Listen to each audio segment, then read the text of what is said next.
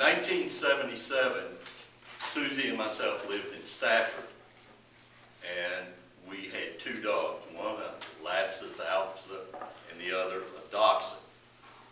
We came home one day and the side gate was open. The Lapsus alpha was there, the Dachshund was nowhere to be found. 3 days later, Susie went to the dog pound and picked up our Dachshund. And according to Susie, when she got there, the Dachshund recognized her and said, "Well, it's about time." That same year, I got home and realized I didn't have my house keys. So visualize me 33 years younger, 65 pounds lighter. I got in the house through the doggy door.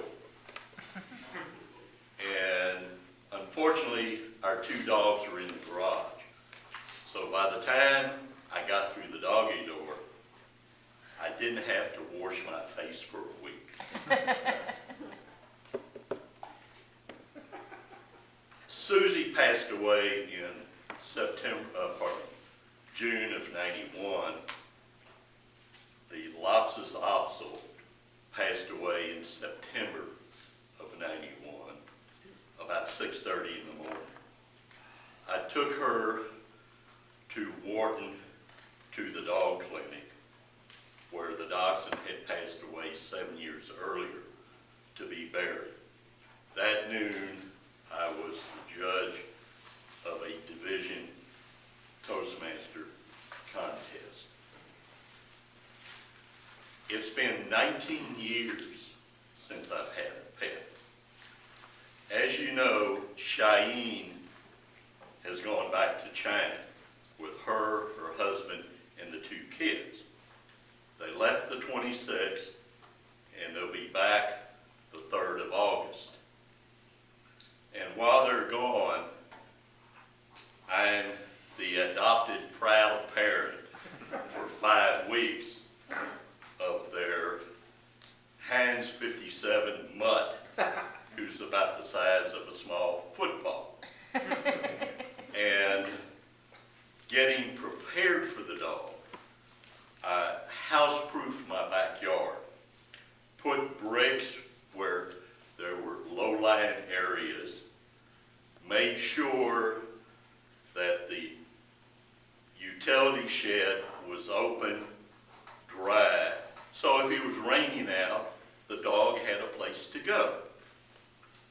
Cheyenne and her husband brought the dog over the 24th. And after they left that night, the dog immediately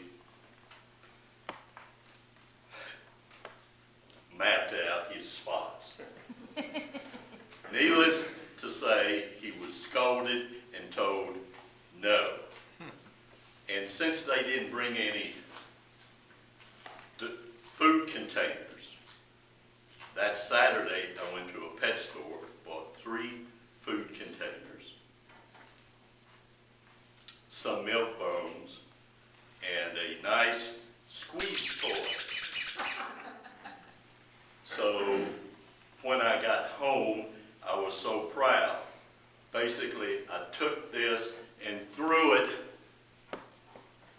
and the dog looked at me like, "You expect me to get that?" And I thought, gee, I've wasted $2.25. However, that was until I decided to put it into speech. And over the 2 weeks, when we were in the house, if I had the bedroom open, the dog considered my master bed his bed. If I closed it, it went to the spare bathroom. But most of the time, it was on top of me, trying to say I didn't wash my face enough. And basically, when I'd go to work, I'd put the dog out in the backyard for the last 2 weeks.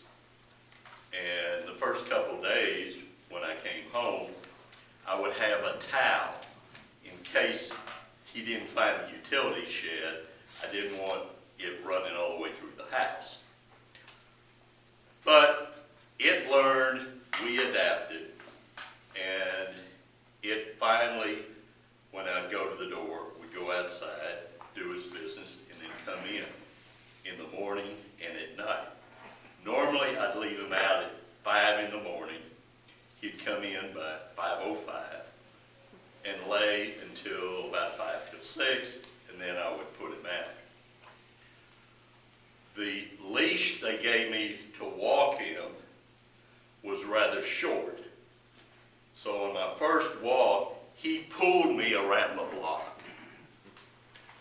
I bought a 16-foot extension leash to where he could feel that he had the run of me, but yet I had control. And 2 days ago, when I put him out, after going around the block, he noticed a cat and tried to chase him. The next day, when I put him out, he bolted to find more cats. And then finally, last night, when I came in, I went to the back door, opened the screen, and I didn't see it. I figured he was in the utility shed. So I knocked and went to the utility shed and looked around, and doggone, he wasn't there. Now, when you go through a period of adjustment, you know it's unsuccessful if either your wife or your dog leaves. And in this case, it's a matter of, I've got 3 weeks to find the dog. Now, after this speech, I will inform Cheyenne that Fido is no longer in the yard. And doggone, these things happen, and hopefully I'll find it at the animal shelter, and like our dachshund, we'll look at each other and say, it's about time we're together.